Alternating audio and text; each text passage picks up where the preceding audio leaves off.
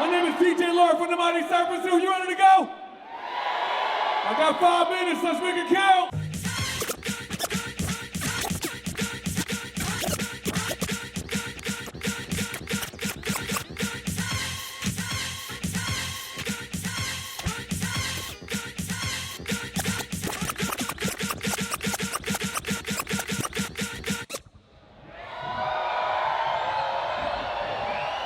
You motherfuckers ready? Make some fucking noise!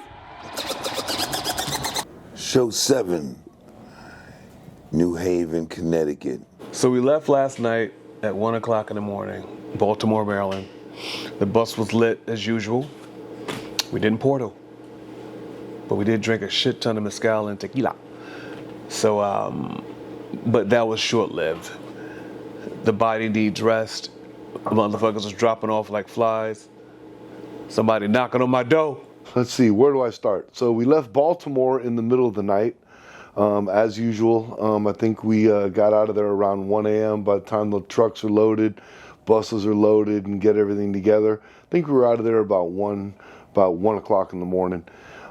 We had a bus ride headed into New Haven, Connecticut. Sleeping on a tour bus is like sleeping in a fucking coffin. Got to get used to it. When I first started touring, I couldn't, overseas with PE, this was the old school tour buses too, and I'm tall. So I had to fold myself up in there night after night after night to find a sweet spot. And it's to learn technique. And throughout the years, you get different buses and you learn I learned how to sleep on a tour bus, because at one point I just couldn't. I had to sleep up front. Sleeping in the bunk is like, whew. I don't gotta tell you, but I have to tell you because you don't know. Maybe we'll just have Aton put a GoPro in his bunk one night, and we'll show you what that's like. And you're gonna be like, how do these guys fucking do that? It's kind of a blur, I'll be honest with you, when you get off of a bus trip all night in a bunk, and then to get up, and go into a hotel and go back to sleep. It kind of throws you off, and it's almost kind of like a jet lag. So that's what we were up against. We pulled into New Haven, Connecticut around 8 a.m., pulled into the hotel, and a decision had to be made. See, we were kind of on the fence. When you get in around 8 o'clock, it's like, okay, everybody definitely wants to get some shut-eye, some real sleep in a bed. But the decision is made, are we going to go to breakfast? What do you want to do? Do you want to go to breakfast, or is everybody just going to crash out? Damn, the bus pretty much lulls you to sleep. If anyone ever slept with a sound machine or got children, got a sound machine, you know that, or that, it can lull you to sleep. So you use that to your advantage. Sometimes that bus life, sometimes you don't get a full and REM type sleep in a bus, because the roads might be fucked up, or you might have a driver that cuts in and out, or the winds might be fucking knocking the bus sideways. You know what I'm saying? There's a lot of factors. We got into Connecticut this morning. Pulled in this morning to New Haven, Connecticut. Haven't been to Connecticut in a minute. My sister used to live in Hartford, but I've never been. I think I've been in New Haven for a few gigs, but never for extended period of time, so I don't know anything around here. What I do know is that the crowd is live as fuck. We were hungry, and I was okay with it myself, so we said, all right, we're going to go to breakfast. We did our, breakfast club thing. Breakfast was a little bit complicated. Breakfast was fucking complicated. And breakfast is not supposed to be complicated. It's your first meal of the day. It's supposed to be the mood setter. They had a buffet set up, and you could also order a la carte off the menu, however you wanted to do it. And as you guys probably already well know, the Breakfast Club is an exclusive club, 3 founding members, myself, Be Real, and Bobo. Those are the 3 founding members of the Breakfast Club. And to get in the Breakfast Club, it's invite only, and it has to be by one of us 3, and it generally has to kind of almost be put to a vote as to whether you can, come hang out at the Breakfast Club. Lord is like he's kind of like, he's a prospect. We'll put it like that. He's a prospect. And so he'll probably be the next full-fledged member of the Breakfast Club. But what I'm getting at about the Breakfast Club and why it's exclusive, we do that on purpose to keep from happening exactly what happened at breakfast. There was a little bit of drama that happened at the table. One of our guys threw a fit because he had to wait on a cappuccino. He got traced For like 30 minutes. We had a nice big round table. Restaurant was pretty well packed. We have an expression with this crew. It's called getting traced. Getting traced is, for those who don't know, if you ever went with a bunch of friends, you all starving, you got the munchies or some shit, you guys already talked about what you're gonna order. You order everything in a timely manner, everybody gets their food but you. It's usually me. The entire table will get their food except me. Everyone's trying to be cordial, take a little bite here, a little piece of bread here. Aton, he just goes and fucking eats. We gotta tell him to stop. So you try to wait for your last man to get the food so we can just eat. It never fucking comes. How he knew and why he was upset was that we met at 9 a.m. for breakfast, so he knows what time he got there. And apparently it took about 35 minutes to get a cappuccino. He was a little upset, got a little spicy, and so this is kind of the reason why we keep the Breakfast Club exclusive, is for that type of thing. We were like, oh my God. You know, you make your complaint about your food, but you don't go overboard when someone's preparing your food. I worked in the food industry in my younger, before everything. And I know what people do to your food because I was one of those motherfuckers, but I wasn't extreme like what you see on the TV and all that crazy shit.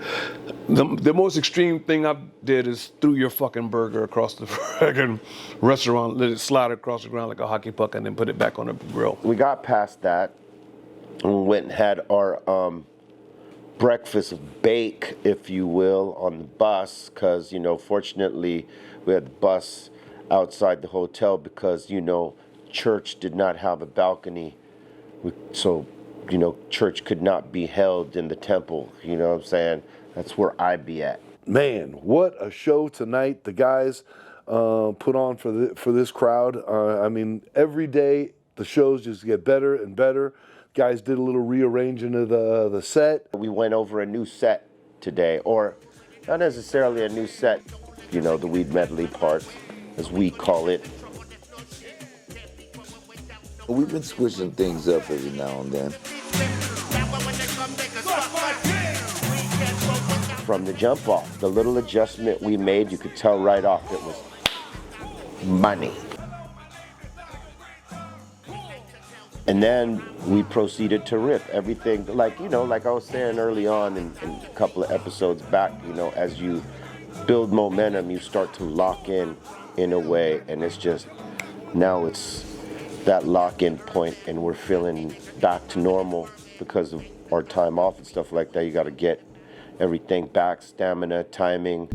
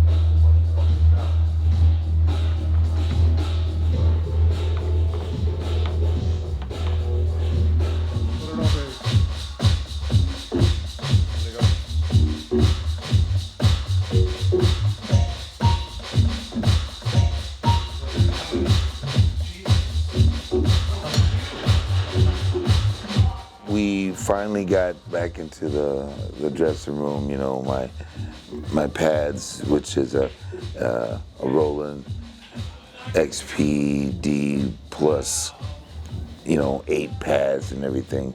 And it's really, really cool to get that back in, because then I could switch drum sounds and I can jam a little bit more hardcore with Lord.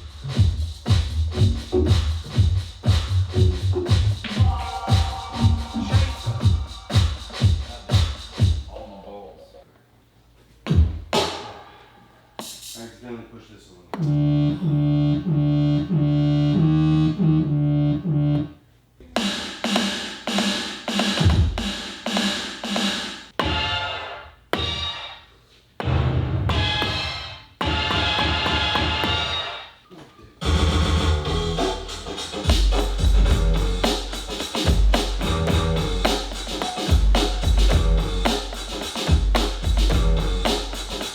It keeps you, you know, limber, and you get a chance to practice, and you can get creative.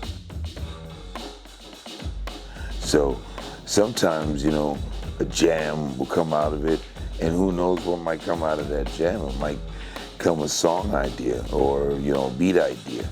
So it's good to have that back in the mix, and, you know, it keeps the backstage kind of moving, because we're always playing music.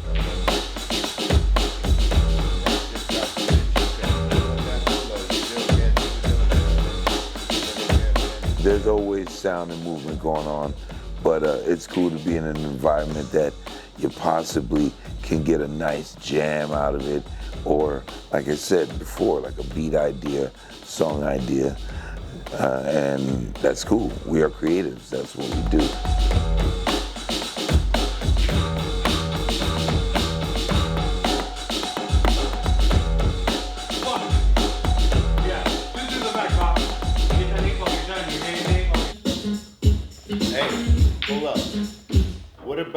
What about Radiohead? That do do do do do do do do do do do do. National Anthem is the name of that song. Oh, come on. I kind of like do it in batches of time. Like I can get up there and I can be on the pads for like 10, 15 minutes, then get up, walk away, then come back to it like a half an hour later, work on a little bit more stuff. I don't just put it in one block. You know, I kind of space it out a little bit. But for the most part, you know, a good session is going to be a good like 15 minutes to half an hour, set 1, and then set 2 will be like 15 minutes to half an hour. And probably before we go up on stage, I've done maybe like 4 sets, you know, of like 30 minutes practicing, working on some stuff, and just keeping the mind sharp.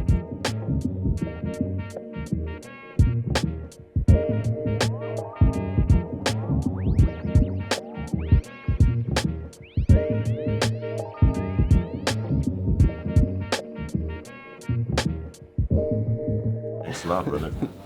I've been watching BREALTV since like I said, in high school, 2009. Diggity. That's what's up. The OG freezer. The freezer, that's right.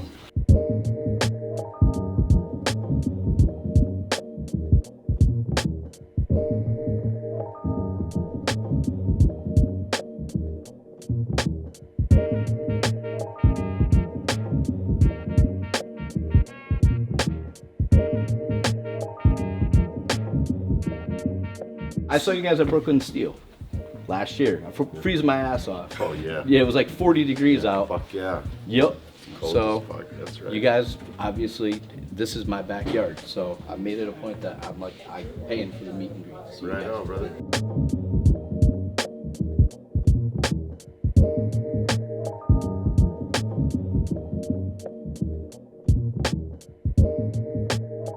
I did the liner. That's badass, dude. Yeah, so man, you sew on the inside. Sometimes like the patches get ripped up. So you put this, cover them out. You're all Patches on there. Yeah, I mean, obviously I got you guys right here. I got my KRS patch. I'm a big heavy metal guy, so that's basically, that's what I do. I'm from Connecticut, so I got Hatebreed on my back. Absolutely. It's a really dope vest. But, you know, you guys. Before you go, give them your card so we can reach out and maybe do some shit with you, you know what I'm saying? I wanted to show you guys something really cool that maybe you hadn't seen before, if that's all right. So along with my patching, I've had a blank spot saved for this bed. Oh shit. For the longest time. No, you can't have it, Bobo. No, so Sturdy this mittens is off. I got a frame for this ready to rock. So this is from '93. So this is like 30 plus years old. So I was wondering if maybe I could get you guys to sign this so I can put it on my vest. Yeah, so that's legit. You could sign it wherever you want. I'll give you a little balance here.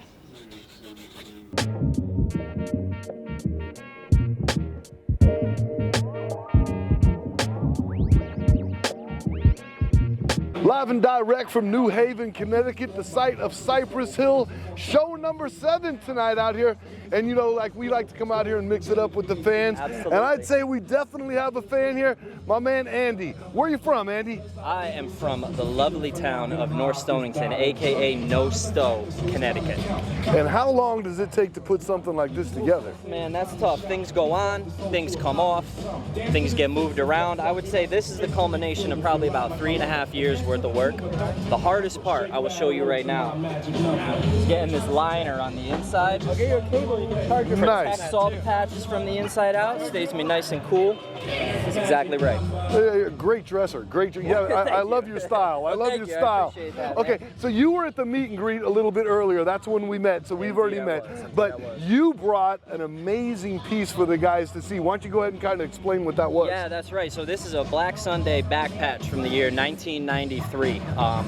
Funny story about how I located this patch. It was actually on the wall of a record shop in Paris, France, covering dust in a frame in the back of the room. And I was going through the racks and I seen it on the wall and I said, I know what that is. I could see the date in the corner and everything. And so I went up to the owner, I speak a little French, and I asked him, like, combien ça coûte ça? Like, how much is that? He didn't know nothing about the patch. He just wanted the frame back. He said, you can have it. So I got the patch, he got to keep his frame. I took that bad boy home with me and it sat in an envelope waiting for a moment like this. I got a blank vest for it ready to go right on the back. It's gonna be a beautiful centerpiece. And you got the guys to sign it and autograph it today? They autographed it. Like, that was, I didn't think that I would ever get a chance to get that autographed before it went on a vest. I knew I had a spot for it, but that's just like a layer on top of the cake, man. That was like beyond cool. They loved seeing it. They said they'd never seen one like that before. So I thought that was pretty dope. We want to thank you for coming out. We want to thank you for your story. Andy, it was nice meeting you, my brother. It was nice meeting you All too, right, man. Take care. Let's go, baby. The site of Cypress Hill, show number 7, New Haven, Connecticut for BREALTV. Your boy Trace hanging out. And if you ever know, it's one thing I love to do is come out and mess around with the crowd out here. I already know these guys. I've seen them at shows and that kind of stuff before. But why don't you go ahead and introduce yourself to everybody? Julie. Biggity Dank. And where are you guys from? Connecticut. From right here local? Yep. Okay, so let me ask you this. How many weeks ago did you get your tickets for tonight's show? Like months ago. I was at work. Yeah, he got them for me. Nice, because you guys made the meet and greet earlier. I've never done a VIP before this one. What'd you think of the VIP experience, the meet and greet experience, to meet the guys? It was cool, and like you said, it wasn't a thing where you don't want to meet your heroes. It's always cool to meet B. I met him after the Rhode Island show too, just coincidentally, because we were parked down by their bus. So it's always exciting to meet them. They're always cool. So no disappointments, because like you said, a lot of times they tell you not to meet the people that you look up to like that. You might get disappointed, but like I told you when we were in there, you're gonna have some fun, and that's what it's all about. Yeah. You got some things signed as well? Oh yeah. Would you I put them back in my car. Nice. You got the laminates all signed as well? Got the tapestry and stuff. I ran out to my car just now. Nice. Oh, here, hold on. You got to open up your shirt right there and show them what you're wearing there. I got it from E-Zone on his whatnot. Oh, that motherfucker. Okay. So that's the London Symphony Orchestra. That right there is one of the hottest T-shirts to get right now.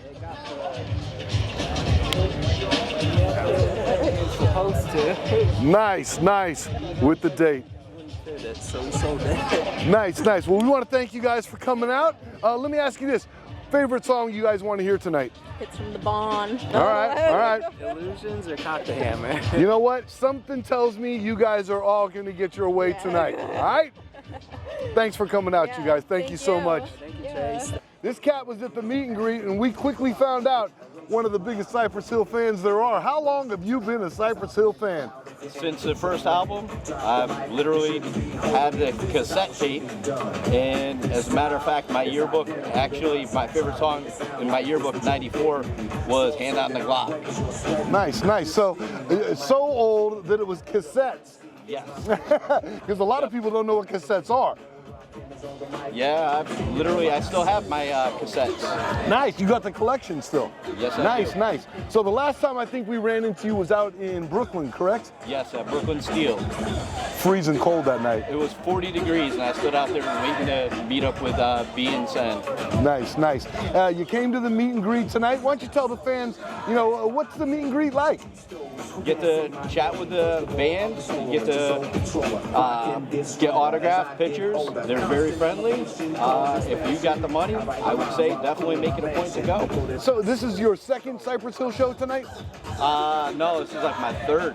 Nice, nice, nice. And now let me ask you this. You had mentioned your daughter, you had a daughter. Yep. It was her birthday. Give her a little happy birthday shout out. Happy birthday, Zoe. And the guy signed her a birthday card, I understand. Yes, they did. I asked him to sign him a birthday card for her. She was going to come, but it's a hot day, and she decided that she'd rather stay home and be cool. So she has a nice present when Dad comes home tonight. Yes, she does. And let me ask you that, mentioning the legalization of marijuana, how big of an impact do you think Cypress Hill as a band has had on the legalization of marijuana? They were a big part of pushing to get it, push legislation to change to where it became legal because everybody had a stigma about it being bad. We want to thank you for coming out. We want to thank you for coming to the meet and greet. And like I said, it's fun catching up with you every time I see you, my brother. No problem, man. Thank you very much. You have a good night, man. Take care. Thank you. Yo, this is Ant from Atmosphere, and we are in New Haven, Connecticut, of all things, right? And you are checking out Band on the Run on BREALTV. Your boy Trace, New Haven, Connecticut. We're going to do a little surprise attack on the guys over here on the far side dressing room. Come on. Posting about you. Far side dressing room. What up? My man Lip. What's up, buddy? New Haven, Connecticut. We here. Show number 7. You ready? Lucky number 7. Man. Hey, I'm gonna tell you one thing. This is the first time I smoked weed since the last time I seen you. Really? Yup. So you're ready for some New Haven pizza tonight? It's going down. Hold on. We're not done over here. Just woke up. Little power nap before the show? Little power nap. Yeah. Nothing like, is that kind of a ritual with you, a little hour of power? Oh yeah, motherfucker just fall over to sleep and shit, and then I wake up and I got energy. Where's Imani at? Imani went to get some more weed. Oh, you went? Really? Yeah. We got a chance to chop it up with Trey today. We got spiritual and shit. Talked about a lot of spiritual, crazy things, about that magnetic energy and things like that exists on this planet and shit like that. But I'm not gonna get into it because it's too much right now. I'm high as fuck. One of our homies that lives out here brought us this big old long joint like this on a 25 mil funky field tip. It's all mine. Yo, when are we gonna do one of these in the smoke box?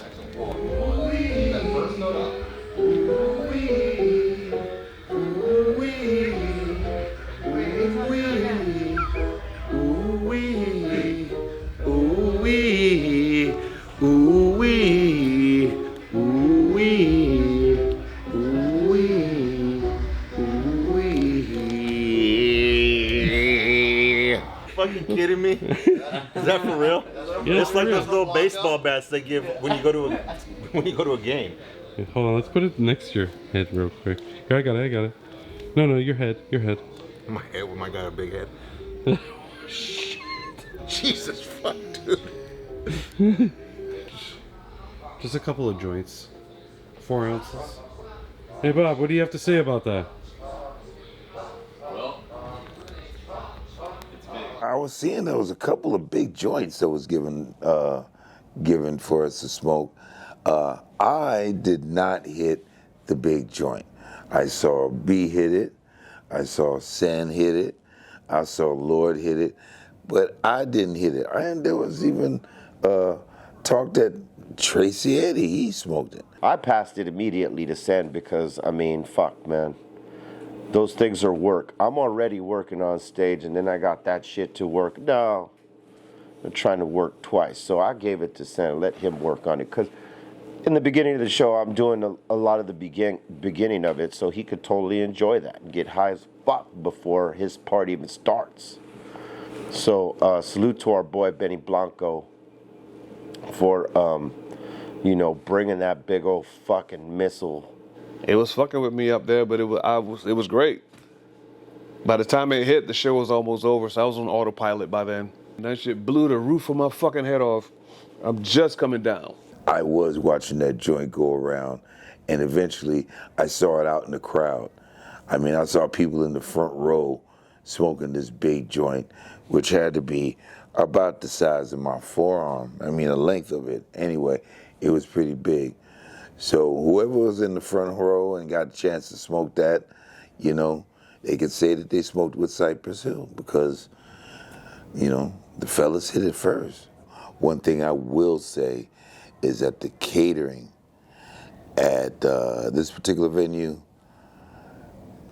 was like some of the worst on the whole tour. First of all, you know, when I went to go get my plate, they Fisher-Priced me. And when I say Fisher-Price, I'm talking about it was like my first chicken breast. You know, I have like, you know, they gave me about like 9 pieces of carrot, about 6 potatoes, and 1 little itty bitty chicken breast. I would have compared to like having a double A cup.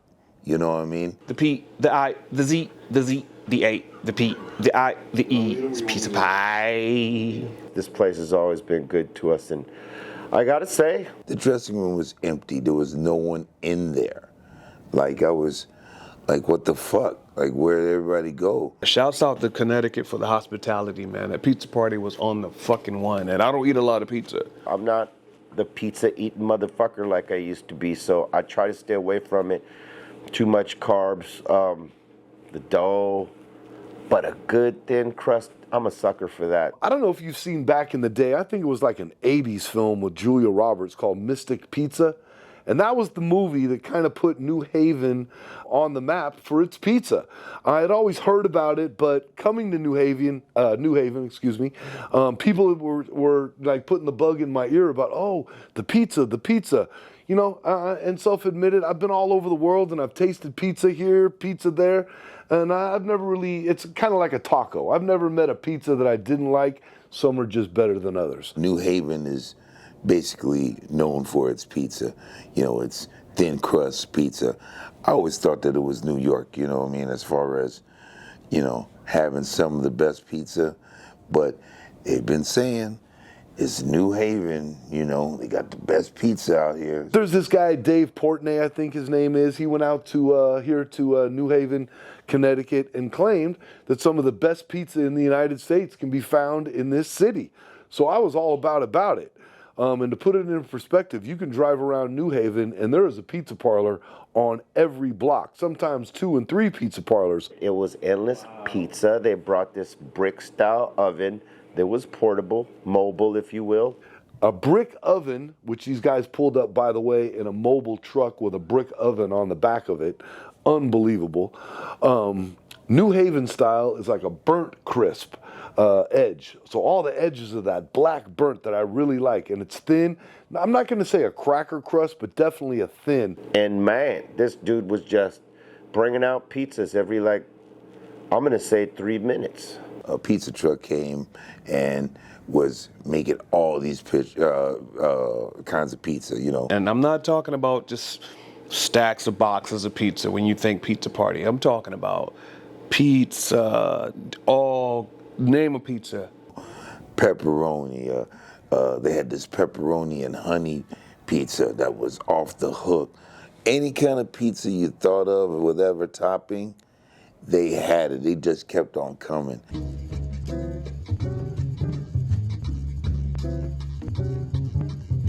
It's a white clam, just mozzarella on clam, a little bit of spices on it. Company's called Big Green Truck Pizza. We've been around since 2002. We do pizza all over the state of Connecticut.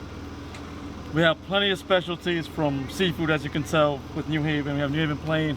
We have a mashed potato pizza. We have veggies, meats, pretty much everything in between. And travel all over the state, pretty much serve pizza to events like these. Coming out of the oven is bacon and clam. So it's mozzarella, clam, bacon, pecorino romano, seasonings. Keep it going, bro. You got the nice crust, nice and crispy. Good. Oh, Yeah, but it's all New Haven style, so we pretty much just wood-fired oven, nothing else in there, and that's where we get the nice little char on the end.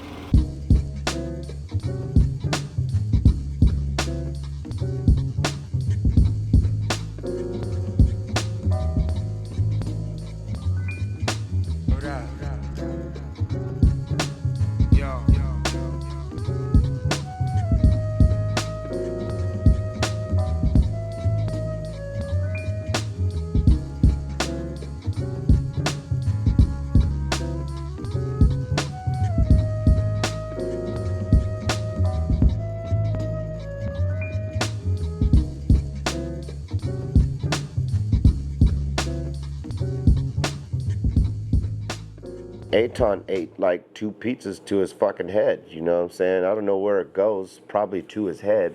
I think I had about 7 slices. Trace took down a half a fucking pie of that, you know what I'm saying? Because it's very sugary, you know what I'm saying? I wasn't a big fan of it, especially, and you'd think I would, you know, I love my sugar and I got my little sweet tooth, but I really wasn't up on the honey pizza. It's just not my kind of thing. Mosquitoes like, oh, no. This sugary motherfucker's gonna kill us.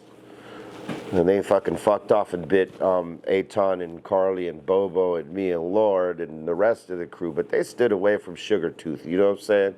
He's too sweet. Mosquitoes don't like the sweetness. New Haven got some good pizza. It's really, really good. Lord help us.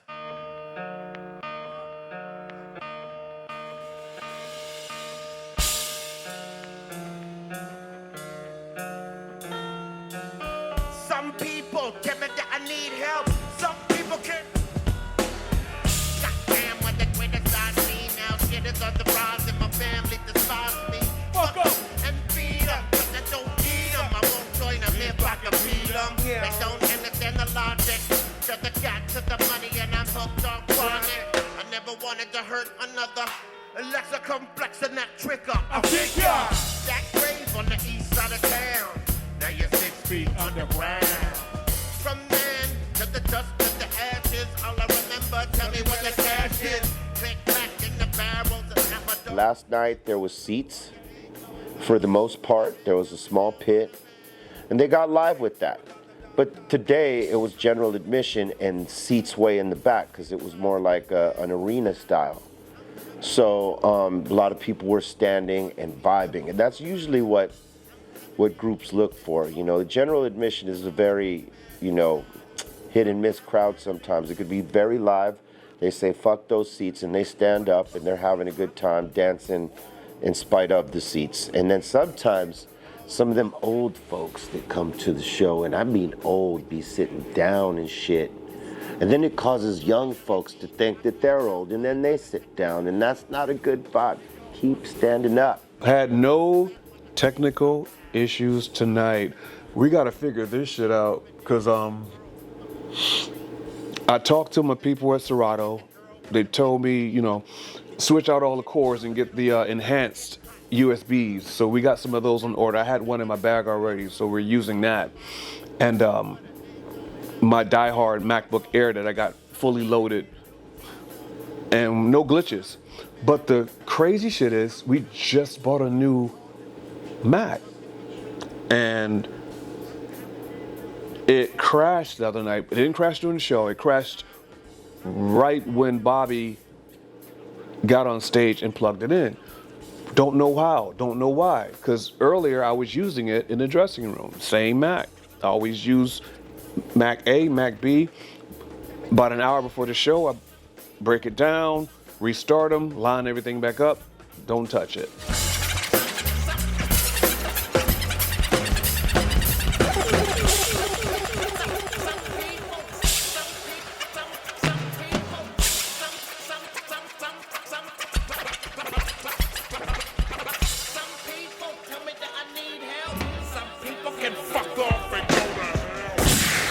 Bobo and Lord locked in tonight in a different way on the battle. We were ready for this gig. At least I know I was.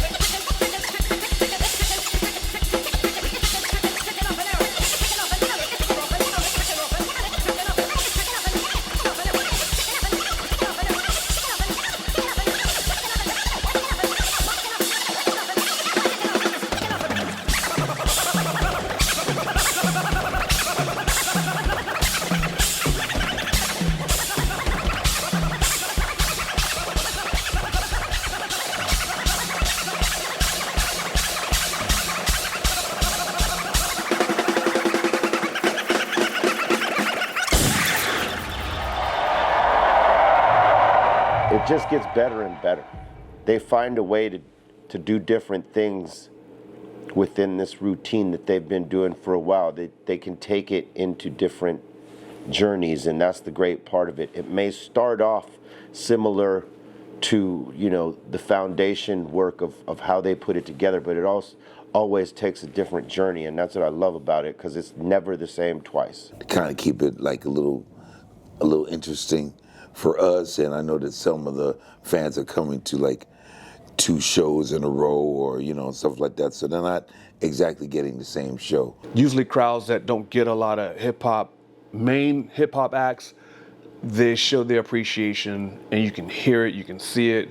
They're enthused, they're happy to be there. Even the meet and greet, people were, I mean, it's some people, it's a lot of fans, man, that Cypress Hill touched their lives at a very young age.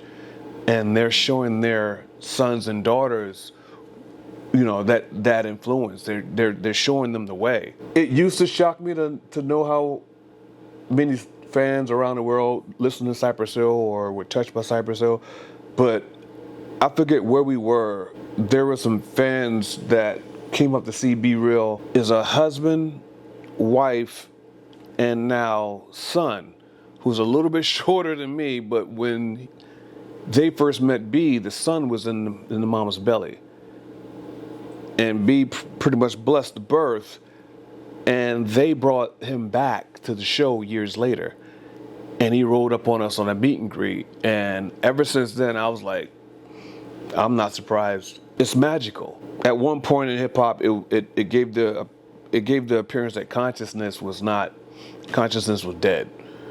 And it's not consciousness so much of having a high degree of knowledge of self or being preachy or anything, just consciousness of good music, consciousness of listening to a Cypress Hill and having your mind open to that information, or Public Enemy and being open to that kind of information, solid information, not the stuff people make up.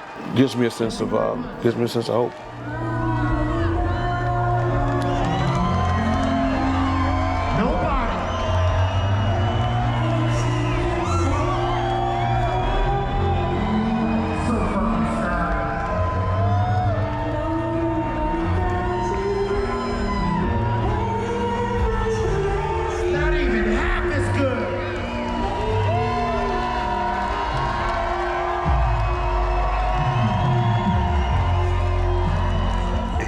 You know, when we got back to the hotel, you know, we're here in downtown, and across the street from the hotel, there was a big party happening. I mean, it was booming, you know.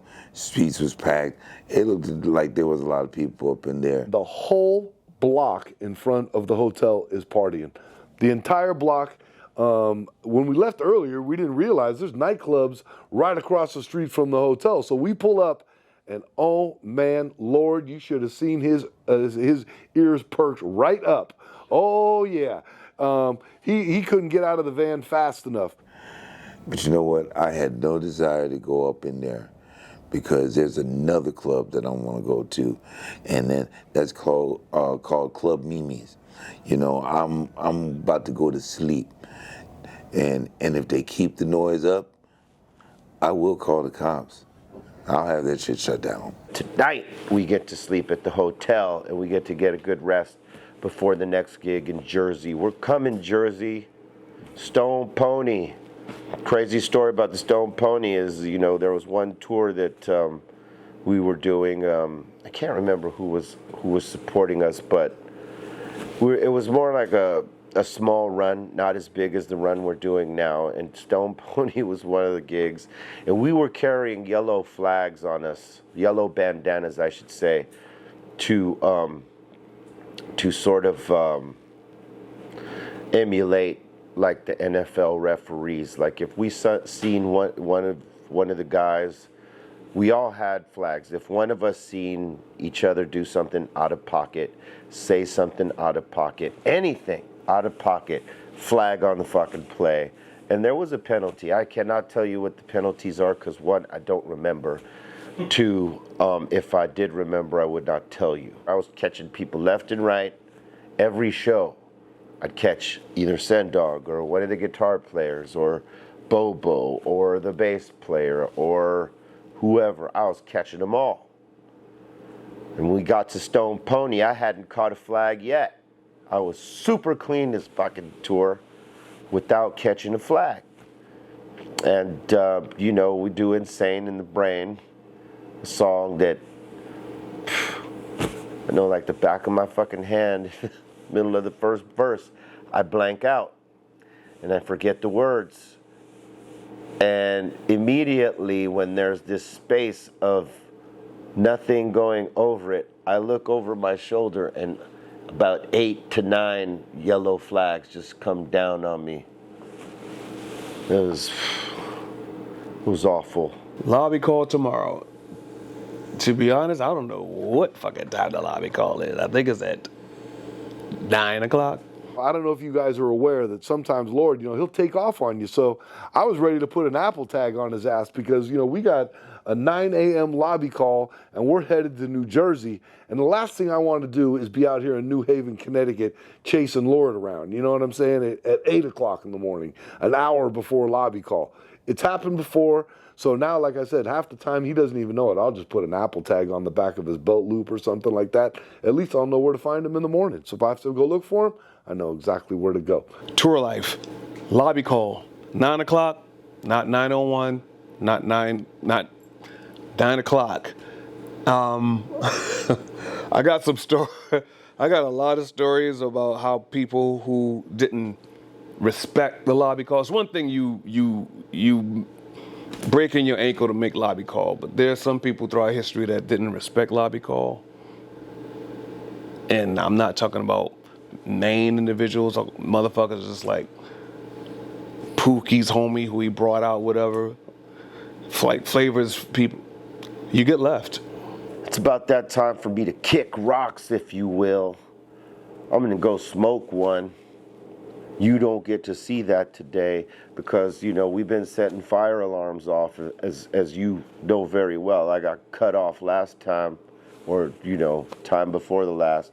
And I'm going to make sure that we don't set this one off because I want to enjoy my fucking weed, all right? Salute to all y'all watching Band on the Run. We love all y'all. If we come to your city, make sure you come fucking see us. If you don't, Aton will haunt your dreams with his bad breath. What's happening, you guys? It's your boy Trace, road manager for the mighty Cypress Hill, and this is One for the Road. This is DJ Lord from the mighty Cypress Hill. You're watching Band on the Run from BREALTV. Peace. Eric Bobo right here, Cypress Hill. This is One for the Road. This has been One for the Road. Be real, Dr. Green Thumb. One for the Road.